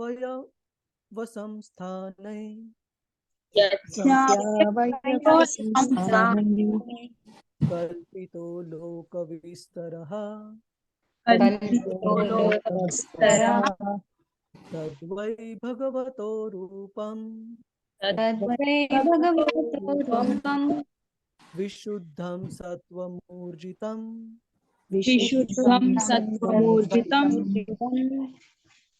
अनुवाद, आपल्यापैकी जे कुणी आतापर्यंत वाचलेलं नाहीये किंवा बोललेलं म्हणजे नाहीये, मी वाचू का? शिरीष मनीषा माताजी तुम्ही पुढचा वाचा. ठीक आहे, ठीक. धन्यवाद. शिरीष हरे हरे कृष्ण. ब्रह्मांडातील सर्व लोकरचना विराट पुरुषाच्या शरीरात कल्पित केलेल्या आहेत, परंतु या सृष्ट भौतिक तत्वाशी भगवंतांचा काही संबंध नाही.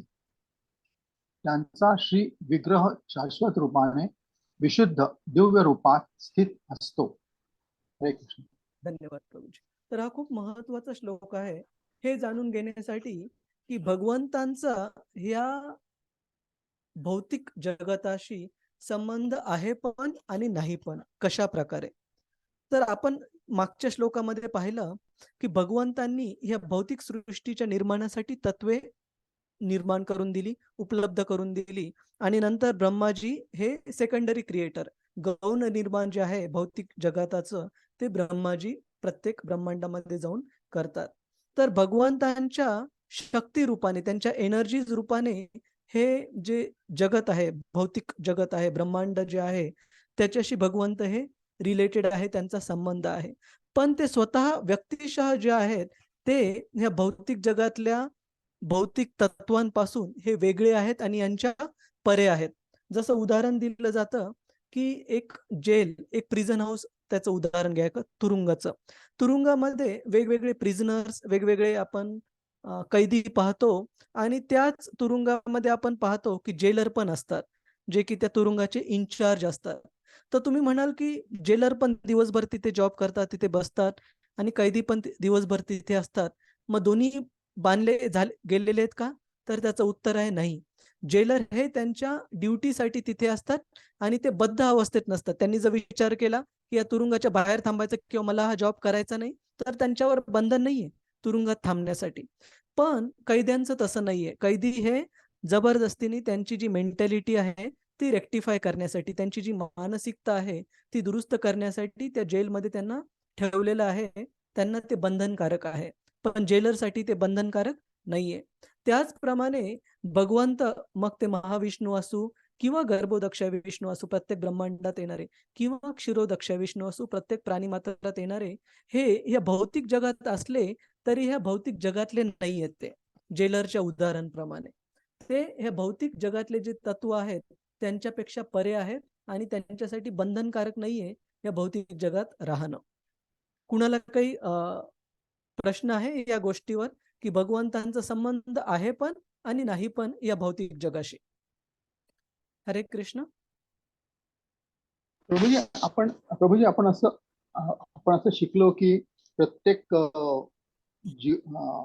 जीवामध्ये एक आत्मा आणि परमात्मा दोन्ही आहे. तर तसं त्या दृष्टीने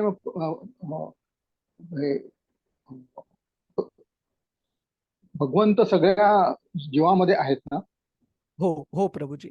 आणि त्यांचा संबंध भगवद्गीतेमध्ये सांगितलेला आहे की सुहृदम सर्वभूतानां, आपल्या सर्वात निकटचे आणि जवळचे आपले जे सखा किंवा मित्र आहेत त्या रूपामध्ये भगवंत आपल्यामध्ये स्थित आहेत आपल्याला मदत करण्यासाठी.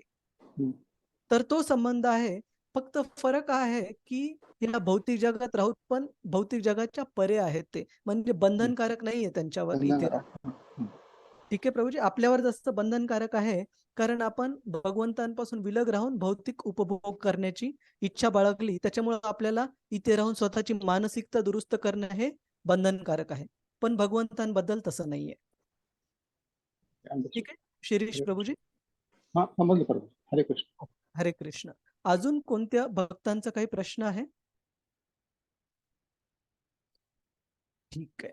आपण एक श्लोक अजून पाहू आणि मग आपण आजची चर्चा इथे कन्क्लूड करू. कृपया तुम्ही फॉलो करायचा प्रयत्न करा.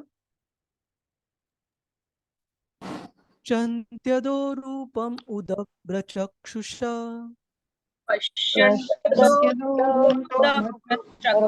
चक्षुषा सहस्रपादोर्भुजाननाद्भुतम् सहस्रपादोर्भुजाननाद्भुतम् सहस्रमूर्ध श्रवणाक्षिनासिकम्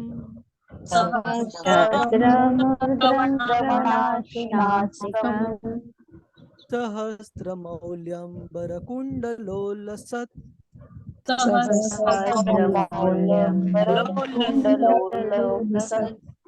हरे कृष्ण. मनीषा माताजी तुम्हाला अनुवाद वाचायचा? हा. हरे कृष्ण प्रभूजी. हरे कृष्ण. भक्त आपल्या पूर्ण नेत्रांनी सहस्त्र पाय, जंघा, हात, मुखे असलेल्या अशा असाधारण दिव्य पुरुष रूपाचे दर्शन करतात. त्या दिव्य रूपाची सहस्रो शिरे, कान, नेत्र, नासिका इत्यादी आहेत. ही सर्व सहस्रो मुकुटांनी, तेजस्वी कुंडलांनी आणि हारांनी सुशोभित आहेत. हा. तर धन्यवाद. धन्यवाद माताजी. हे जे भगवंतांचं रूप आहे जे की ज्याच्यामध्ये हजारो भगवंतांचे पाय, जंगा, हात, मुख सांगितलेलं आहे, त्या रूपाचं जे डिस्क्रिप्शन आहे, जे वर्णन आहे ते आपण पुरुष सूक्त प्रार्थनेमध्ये पण पाहतो आणि भगवद्गीतेच्या 11व्या अध्यायामध्ये भगवंतांचं जे विश्वरूप आहे त्याच्यात पण याचं वर्णन पाहतो. तर हे जे रूप आहे भगवंतांचं विश्वरूप, ते असं सांगितलंय की भगवंतांच्या दुसऱ्या अवतारी रूपांपेक्षा वेगळं आहे. का वेगळं आहे? कारण भगवंतांचे जे वेगवेगळे अवतार आहेत, जसं प्रभू रामचंद्र असू, नरसिंहदेव असू, परशुराम असू, वामनदेव असू, कुर्मा अवतार असू, हे वेगवेगळे जे अवतार आहेत ते शाश्वत आहेत, नेहमी अस्तित्वात असणारे आहेत. पण भगवंतांचं जे विश्वरूप सांगितलंय हे केवळ आणि केवळ अशा लोकांसाठी हे रूप भगवंतांनी प्रकट केलं अर्जुनासमोर कुरुक्षेत्र युद्धभूमीवर, की अशा लोकांसाठी ज्यांचे की भौतिक इंद्रियांनी भगवंतांचं जे दिव्य रूप आहेत ते समजू शकत नाहीत. ते अशा लोकांना भगवंतांच्या रूपाचं आकलन होण्यासाठी, आकलन म्हणजे समज येण्यासाठी भगवंतांचं हे सहस्त्र हात, पाय, जंगा, मुख असलेलं रूप इथे वर्णन केलेलं आहे शास्त्रामध्ये, किंवा भगवंतांनी भौतिक जगामध्ये दाखवलेलं आहे. त्याला युनिव्हर्सल फॉर्म म्हणतात इंग्लिशमध्ये, किंवा मराठीमध्ये विश्वरूप म्हणतात. तर हे फक्त भौतिक जगातल्या लोकांना भगवंतांचं आकलन व्हावं आणि स्वतःच्या इंद्रियांनी भगवंतांना समजून घेण्यासाठी त्यांना मदत व्हावी म्हणून हे रूप भगवंतांचं सांगितलेलं आहे श्रीमद भागवतम मध्ये. तर हे काही काही श्लोक तुम्हाला थोडेसे टेक्निकल वाटतील, थोडस तत्वज्ञान याच्यामध्ये वाटेल, पण हे पण खूप समजून घेण्यासाठी महत्वाचं आहे. श्रील प्रभुपादजी 10व्या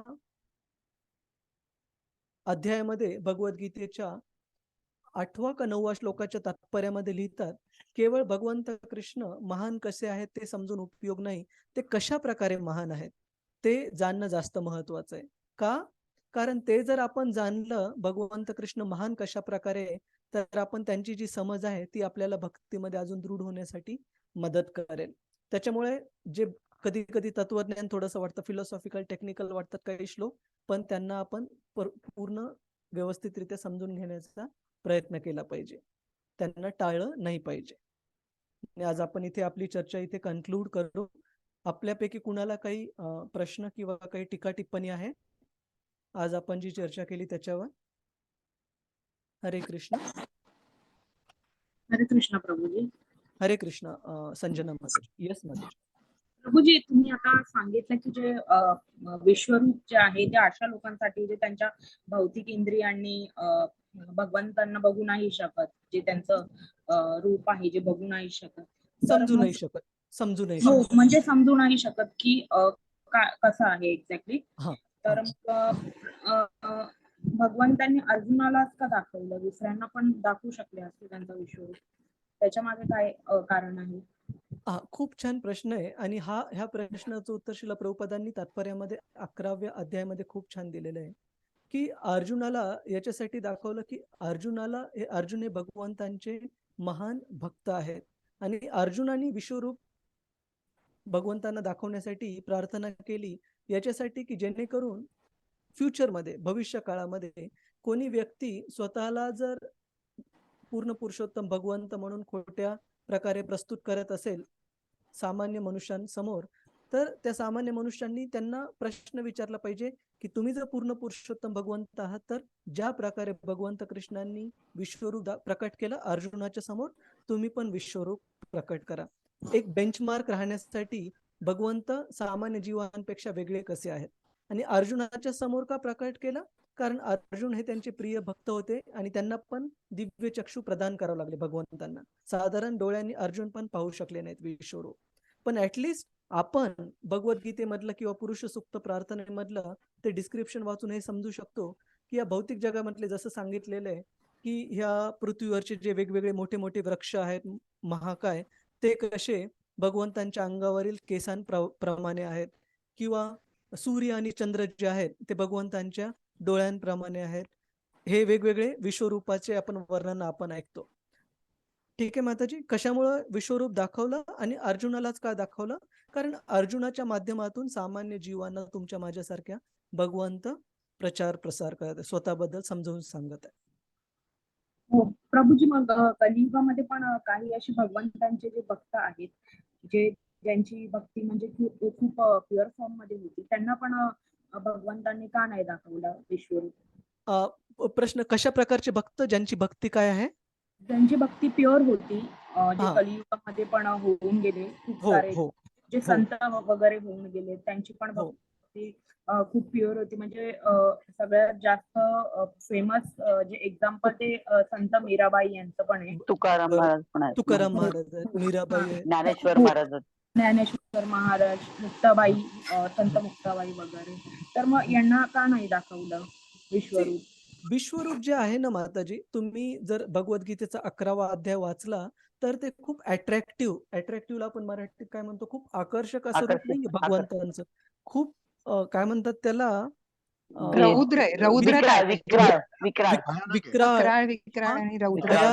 भयान असं रूप आहे, जे पाहून अर्जुन पण घाबरले आणि त्यांनी भगवंतांना विनंती केली की कृपया तुम्ही तुमचं श्यामसुंदर रूपामध्ये माझ्या समोर पुन्हा प्रकट व्हा. तर ते रूप असं नाहीये की जे रूप बघण्यामध्ये भगवंतांचे शुद्ध भक्त आनंद घेतात, ते रूप दाखवण्याचा रिक्वेस्ट करण्यामागे अर्जुनाचं विशेष प्रयोजन जे होतं ते की सामान्य मनुष्यांपैकी कुणी स्वतःला खोट्यारीत्या पूर्ण पुरुषोत्तम भगवंत म्हणून भगवंत म्हणून आहे. हा. प्रस्तुतकरण आहे.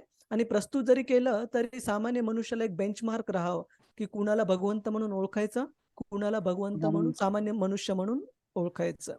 तर ते कारण होतं. आणि हे रूप हे शाश्वत नाहीये. म्हणजे तुम्ही त्या रूपाचं वर्णन असं डिटेलमध्ये जसं भगवंतांच्या बाकी रूपाची वर्णन भागवतामध्ये विस्तृतरित्या केलेली आहेत. मग ते कुर्म अवतार असो, मत्स्य अवतार असो, प्रभू रामचंद्रांच्या लीला असो, नरसिंह अवतार असो, विस्तृत रूपामध्ये यांचं वर्णन केलेलं आहे. तसं तुम्हाला विश्वरूपाचं दिसणार नाही माताजी, कारण ते तेवढं आकर्षक नाहीये आणि भक्तांना प्रिय पण नाहीये. हो प्रभूजी, धन्यवाद प्रभूजी. आणि टेम्पररी म्हणजे भगवंत जरी शाश्वत असले तरी भगवंतांचं जे विश्वरूप आहे प्रभूजीज माताजीज, ते लक्षात घ्या की फक्त या भौतिक जगातच ते उपलब्ध आहे. आणि भौतिक जगत टेम्पररी आहे, त्याच्यामुळे ते विश्वरूप पण या किंवा ऐकण्यात येणार नाही की भगवत धामामध्ये पण हे विश्वरूप आहे म्हणून. ठीक आहे, हे शाश्वत रूप नाहीये. हो प्रभूजी, धन्यवाद. ऍक्च्युली त्यांनी विश्वरूपामध्ये हे सगळं दाखवलं ना की नदी, वारा हे स्वतः मीच आहे, डोंगर, अग्नी ह्याच्यामध्ये हे पण मीच आहे असंच दाखवलं ना त्यांनी. हा, म्हणजे बेसिकली भौतवांमध्ये भगवंतांना कसं ओळखू शकतो आपण हे दाखवलं भगवंतांना. ठीक आहे. हो प्रभूजी, धन्यवाद. हरे कृष्ण. हरे खूप कृष्ण. धन्यवाद प्रभूजीज माताजीज. वंशा हरे कृष्ण. तरुभ्यश्च कृपा कृपा सिंधु एवच पतितानां पावनेभ्यो वैष्णवेभ्यो नमो नमः. एक अनाउन्समेंट होती की उद्या एकादशी आहे, आपल्या सर्वांसाठी विशेष अनाउन्समेंट. आणि उद्या साधी एकादशी नाहीये, आषाढी एकादशी आहे. खूप खूप महत्वाची. तर आपल्या आषाढीच आहे ना प्रभूजी? हा, हे पुढची आषाढी आहे ना? नाही, आषाढी पुढची एकादशी. आषाढी. तर आपण प्रभूजी योगिनी आषाढी एकादशी. आषाढी 29 ला आहे ना? 29 हा. योगिनी एकादशी. योगिनी एकादशी. हरे कृष्ण. हरे हरे कृष्ण प्रभूजी. हरे हरे कृष्ण. कृष्ण. येस येस मला एक प्रश्न आहे, मी विचारू शकते? हा हा, येस माताजी. जय श्री कृष्ण.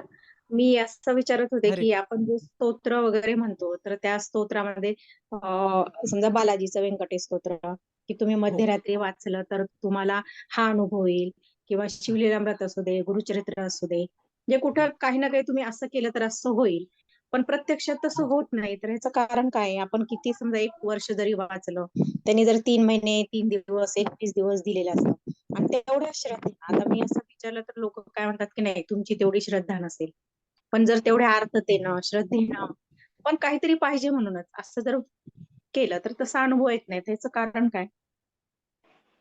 खूप छान प्रश्न आहे स्वाती माताजी. तर याच्यामध्ये सगळ्यात पहिली गोष्ट आपण ही ओळखली पाहिजे. एक श्लोक येतो शास्त्रामध्ये, अथ श्रीकृष्ण नामादी न भवेत ग्राह्यम इंद्रिय, की भगवंत कृष्ण हे सच्चित आनंद म्हणजे शाश्वत आहेत, पूर्ण ज्ञानाने भरलेले आहेत आणि आनंदमय आहेत. यांचं हे सच्चित आनंद रूप आपण आपल्या भौतिक इंद्रियांनी जाणणं शक्य नाहीये. का शक्य नाही तुम्हाला सांगतो. या भौतिक जगतामध्ये अशा कितीतरी गोष्टी आहेत ज्या तुम्ही भौतिक इंद्रियांनी डायरेक्ट अनुभव नाही घेऊ शकत. फॉर एक्झाम्पल हवा असू किंवा अजून कोणती गोष्ट, ध्वनी असू. ध्वनी आपण ऐकू शकतो, पण आपल्याला जर ध्वनी लहरी पाहायला सांगितलं तर आपल्या नेकेड आईज म्हणजे डोळ्यांनी अशा दिसणार नाही. किंवा अणुरेणू जे असू ते पण आपल्याला नेकेड आईजनी, आपल्या साध्या डोळ्यांनी दिसणार नाही. जर ह्या भौतिक गोष्टी आपल्या इंद्रियांनी आपण पाहण्यासाठी, अनुभवण्यासाठी सक्षम नाहीये, तर असं आपण अपेक्षा करणं खूप चुकीचं आहे स्वाती माताजी, की आपल्या ह्या भौतिक इंद्रियांनी कृष्ण तुम्ही जर अस्तित्वात असाल तर माझ्या डोळ्यासमोर दाखवा, नाहीतर मी तुम्हाला मानणार नाही. का? कारण आपली अजून आपल्या इंद्रियांची तेवढी क्षमता नाही की भौतिक गोष्टीच व्यवस्थित अनुभवण्यासाठी. तर आपण भगवंतांना ते इंद्रियांनी कसा अनुभवू शकतो स्वाती माताजी? तर भगवंतांचा जर अनुभव घ्यायचा तर शक्य आहे, बिलकुल शक्य आहे, पण त्यासाठी आपल्याला स्वतःला पात्र करावं लागेल. आणि ती पात्रता अशी 21 दिवसांनी किंवा 25 दिवसांनी, अशाच आपण जर खूप चीप गोष्टी म्हणजे चीप प्राइस द्यायचा प्रयत्न केला तर आपल्याला चीपच गोष्ट मिळेल स्वाती माताजी. फॉर एक्झाम्पल, मी जर म्हटलं मला ऍपलचा आयफोन घ्यायचा आहे, ठीक आहे घ्यायचा आहे, ओके, पण माझी 5,000च द्यायची तयारी आहे, तर मला 5,000 रुपयामध्ये मग त्याचं असं डुप्लिकेट वगैरे मॉडेलच मिळणार, कोणतं तरी चायनीज मेक किंवा जे की ब्रँडेड नाहीये. समजा खरं आयफोन मिळणार नाही 5,000चं देण्याची तयारी आहे. त्याच प्रकारे जर आपल्याला भगवंतांना प्राप्त करण्याची, त्यांना जाणण्याची, त्यांच्याशी आदान प्रदान करण्याची इच्छा आहे, तर आपल्याला स्वतःला भक्तीच्या मार्गाने पात्र करावं लागेल स्वाती माताजी. आणि शास्त्रामध्ये वर्णन आहे, श्रीमद भागवतम असो, चैतन्य चरितामृत असो, श्रील प्रभुपादजी लिहितात की प्रत्यक्षात ज्या प्रकारे मी तुम्हाला बोलत आहे आणि तुम्ही जर व्हिडिओ ऑन केला, मी जर व्हिडिओ ऑन केला, तर आपण एकमेकांना पाहू शकू. त्या प्रकारे आपण भगवंतांबद्दल प्रत्यक्षात आदान प्रदान करू शकतो, भगवंतांना प्रत्यक्षात अनुभवू शकतो, जर आपण भक्ती मार्गाने आपल्या इंद्रियांना पूर्णपणे शुद्ध केलं तर. तर जरूर शक्य आहे भगवंतांशी आदान प्रदान करणं. आणि आपल्या समोर इतके सारे शुद्ध भक्तांचे उदाहरण असू, मग संत तुकाराम महाराज असू, प्रल्हाद महाराज असू, कुंती देवी असू, द्रौपदी असू, अर्जुन असू, की ज्यांनी प्रत्यक्षात भगवंतांना त्यांच्या समोर पाहिलं आणि भगवंत रूपामध्ये जाणलं, पण त्यांनी भक्ती मार्गाने स्वतःची इंद्रिय तेवढे शुद्ध केलेले होते. तर आपल्याला ती प्राईज देण्यासाठी, आपल्याला ती किंमत देण्यासाठी तयार असलं पाहिजे स्वाती माताजी आपल्या भक्ती मार्गाने. असं नाही की प्रभू मला तुम्हाला जाणायचंय, ओळखायचंय, पण 21 दिवसात 21 दिवसात काय 21 सेकंदामध्ये पण मनुष्य अनुभवू शकतो, जर आपली भक्तीची तीव्रता असेल तर. पण कारण आपल्या हृदयामध्ये एवढे सगळे कल्मश आहेत, अनर्थ आहेत, तर आपण पेशंट असणं खूप आवश्यक आहे मध्ये. पेशंट म्हणजे मराठीत काय म्हणतो त्याला आपण, पेशंट असण्याला धैर्य ठेवणं, धीर राखणं. धैर्य. तेवढं धैर्य ठेवणं आवश्यक आहे की आपल्या हृदयातले कल्मश, अनर्थ हळूहळू सगळे साफ करण्यासाठी, जेणेकरून भगवंतांसोबत आदान प्रदान करण्यासाठी आपण पात्र हो. हरे कृष्ण. ठीक हे आहे. मान्य आहे. तुम्ही जे जेव्हा वेगवेगळ्या हा हरे कृष्ण. हा मी असं म्हणतच येस नाही, प्रत्यक्ष दर्शन म्हणत नाही प्रभूजी. माझे मिस्टर जेव्हा आजारी होते, तर मी हरेक प्रयत्नांनी त्यांना वाचवण्याचा, म्हणजे दवाखाना वगैरे तर होताच, पण भक्ती मार्गाने सुद्धा वाचवण्याचा आम्ही खूप प्रयत्न केला. म्हणजे अगदी म्हणजे जसं सांगितलं पुस्तकात त्याप्रमाणे. मग असं जर भक्ताला नाहीच अनुभव आला, तर भक्त सुद्धा कसा वळेल तिकडे? खरी गोष्ट. ही तर गोष्ट अशी आहे माताजी की भगवंतांचं जे आपल्यासोबत आदान प्रदान आहे, ते प्रत्येक वेळेस आपल्या अपेक्षेप्रमाणे गोष्ट घडेल तसंच भगवंतांची पण इच्छा असेल हे सांगणं अवघड आहे. पण एक निश्चित सांगता येईल की आपण जे केलेले प्रयत्न आहेत आपल्या पतींसाठी असो किंवा कोणत्याही जीवासाठी असो, त्यांच्या आध्यात्मिक प्रगतीसाठी, ते त्यांना निश्चित कामी येतील. कधी कधी असं होतं की आपल्या प्रियजनांना पण आपण या भौतिक जगतामध्ये आपली पूर्ण इच्छा असून किंवा आपलं पूर्ण इंटेन्शन असून पण त्यांना मदत करू शकत नाही किंवा वाचू शकत नाही, आणि त्यावेळेस दुःख वाटणं साहजिक आहे. पण सांगायचा अर्थ असं की भौतिक जगत हे भगवंतांनी सांगितलंय दुःखालयम अशाश्वतम. इथे प्रत्येक गोष्ट परफेक्ट होण्याचा विचार करणं म्हणजे अशी गोष्ट आहे माताजी की आपण चिखलामध्ये चालत आहोत पाऊस आल्यानंतर आणि असा विचार करत आहोत की एकही शिंतोडा माझ्या अंगावर येऊ नये. कारण भौतिक जगत असं बनलेलं आहे की काही ना काहीतरी गोष्टी अशा जरूर होतील की ज्या आपल्याला भौतिक जीवनामध्ये सेटबॅक म्हणून होते. तर इव्हन शुद्ध भक्तांचे, तुम्ही मला एक उदाहरण देतो, मी तुम्हाला अनुभव येईल स्वाती माताजी. तुम्हाला आवडेल त्या भक्ताचं उदाहरण घ्या भागवतामधल्या, आणि ज्याच्या जीवनामध्ये सेटबॅक आलेले नाहीत किंवा खूप क्रिटिकल गोष्टी झालेल्या नाहीत. कोणताही तुमच्या आवडीचा भक्त निवडा. अर्जुन निवडा, कुंती महाराणी निवडा, प्रल्हाद महाराज निवडा, किंवा अजून कोणता. कोणत्या एका भक्ताचा विचार करा, आपण त्यांचं उदाहरण पाहू. समजा जर तुम्ही अर्जुनाचा विचार केला, किती प्रकारचे अवघड गोष्टी त्याच्या जीवनामध्ये झाल्या. अर्जुनाच्या समोर भगवंत कृष्ण उपस्थित होते. भगवंत कृष्ण हे पूर्ण सृष्टीचे पालक, सर्वांचे संरक्षण आहेत, आणि युद्धाच्या 9व्या दिवशी अर्जुन एवढा महान योद्धा असून, भगवंत कृष्ण सोबत असून अभिमन्यूला वाचू शकले नाही अर्जुन चक्रव्यूहापासून. का त्याचा अर्थ असा आहे की भगवंत अर्जुनाच्या भक्तीने प्रसन्न नव्हते? बिलकुल प्रसन्न होते. पण भगवंतांची ती दिव्य इच्छा होती. आणि अभिमन्यू कोण होते? अभिमन्यू हे द्रौपदीचा मुलगा नव्हता, सुभद्राचा मुलगा होता, भगवंतांच्या बहिणीचा मुलगा होता. म्हणजे निश्चित भगवंतांना प्रिय आहे, जवळचा आहे, पण तरी का त्यांचा मृत्यू झाला? भगवंतांची इच्छा आहे भौतिक जगामध्ये सर्वात श्रेष्ठ राहते माताजी. याचा अर्थ असा नाही की त्यांना भगवंतांनी तसं सोडून दिलं. आध्यात्मिक दृष्ट्या जरूर त्यांना परमगती प्राप्त झाली, पण आपल्या इच्छेनुसार सगळ्या गोष्टी होत नाही. हे एक झालं. अजून एक उदाहरण सांगतो. ज्यावेळेस पूर्ण कुरुक्षेत्राचं युद्ध संपलं, सगळं कृष्णाच्या दयेने शेवटी कन्क्लूड झालं. शेवटी युद्ध संपल्यानंतर अर्जुन, बाकीच्या पांडवांचे आणि द्रौपदींपासून झालेले जे 5 मुलं होते, ते तंबूमध्ये झोपलेल्या निद्रा अवस्थेत असताना अश्वत्थाम्याने त्यांना निद्रा अवस्थेत असताना मारलं. एक तर ते मोठे झालेले नव्हते मुलं, युद्धामध्ये नव्हते, त्यांच्या हातात शस्त्र नव्हतं, म्हणजे युद्धाचे सर्व नियम मोडून अश्वत्थामाने त्यांना मारलं. आणि द्रौपदीला खूप दुःख झालं त्यावेळेस. आणि त्यावेळेस अर्जुन अश्वत्थामाला मारण्यासाठी पण तयार होते, पण द्रौपदी म्हटली की कृपी म्हणजे कृपाचार्यांची बहीण, द्रोणाचार्यांची पत्नी, अश्वत्थाम्याची आई, तिला ते दुःख भोगावं लागू नये जे मला आज भोगावं लागत आहे माझ्या सर्व मुलांना ह्या माणसाने मारल्यामुळे. त्याच्यामुळे हे अर्जुन तुम्ही कृपया त्याला माफ करा, त्याला मारू नका. सांगण्याचा अर्थ असा की शुद्ध भक्तांच्या जीवनामध्ये पण अशा गोष्टी होतात ज्या गोष्टी ह्या भौतिक जगामध्ये सेटबॅक आहे, पण त्याचा अर्थ असा नाही की ते शुद्ध भक्त भक्तीतून हटतात मागे किंवा त्यांना परमगत प्राप्त होत नाही. ठीक आहे स्वाती हरे माताजी. हरे कृष्ण. मी आता सध्या ह्या मोडवर आहे प्रभूजी. म्हणजे मला म्हणजे माझे मिस्टर गेले, 1 महिना जवळपास झालेला आहे. पण मला आता कृष्णाला सोडा वाटते, पण तरी पण कृष्ण सोडू देत नाही, सारखं समोर येतो. मी म्हणलेलं आहे कृष्णा मला नको, आता मला नाही, माझा नवरा गेला, आता मला नाही गरज तुझी, तरी पण कृष्ण सारखं डोळ्यासमोर येतोय. म्हणजे मी सोडू पण शकत नाही आणि त्याची भक्ती पण करू शकत नाही. ही अवस्था माझी का होते अशी? खरी गोष्ट माता, म्हणजे एक गोष्ट जरूर मी मान्य करेल की ह्या परीक्षा देणं ही सोपी गोष्ट नाहीये, खूप अवघड स्थिती आहे. पण कृपया तुम्ही हे लक्षात घ्या की असं एक म्हण आहे इंग्लिश मध्ये की the darkest part of the night is just before the sunrise. म्हणजे जे रात्रीचं सर्वात भयान अंधाराचा वेळ असतो तो जस्ट सूर्य उगवण्याच्या अगोदर असतो, पहाटेचा वेळ असतो. तर हे जरूर जाणून घ्यायला पाहिजे की भगवंतांची त्या जीवाबद्दलची काही प्लॅन ठरलेले की ह्या भौतिक जगामध्ये त्यांनी किती वर्ष राहावं, काय राहावं. आपल्याला जरूर दुःख होत असेल, पण एक लक्षात घ्या की हे भौतिक जगात आता नाहीये माता की आपण आपल्या प्रिय व्यक्तींना पण सांगावं की तुम्ही नेहमी करता इथे थांबा म्हणून.